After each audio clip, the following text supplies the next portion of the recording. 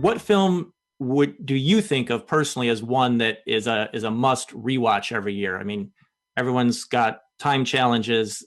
They may have things that they would like to rewatch every year but can't get to. For you, what are the top of the list? Got to work it into the rotation each year. All right, this is kind of a boring, predictable answer, and I know now everyone knows what I'm going to say, but It's a Wonderful Life. And the fact of the matter is, there's a pretty good reason that it's, perennially on everyone's top of the list and considered to be the best Christmas movie ever.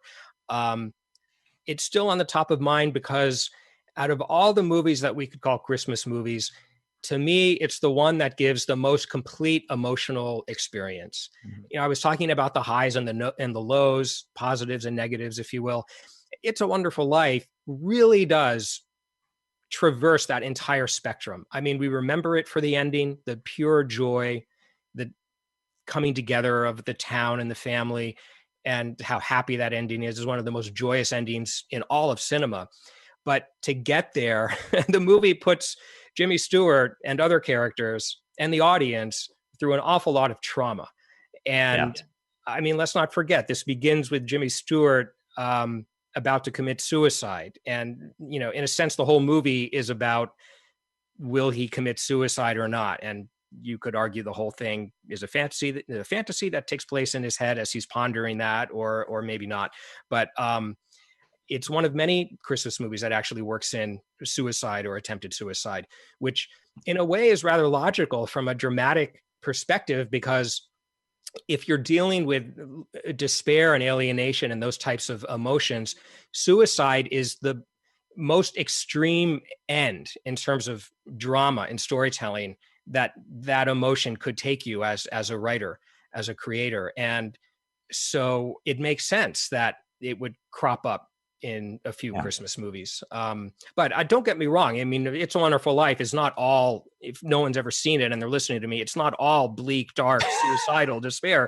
It's an element that it doesn't shy away from, even with all the wonderful comedy and humor. And, it uses Christmas. Christmas is sort of, as in so many Christmas movies, it's a catalyst that helps the character transform and turn around and renew a sense of wanting to live. Yeah, there's so much bound up in that film and the post-war era in which it was made, but yeah, people kind of forget that it has the dark material that it does.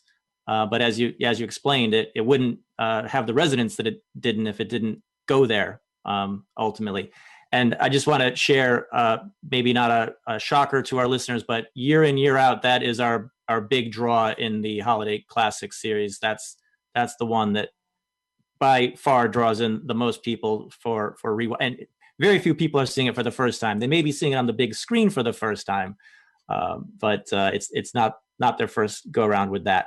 And of course, looking forward to the day when we can put it on the big screen again and welcome everyone in person. But for this year, we're hoping that you'll include us in your annual viewing of that particular film.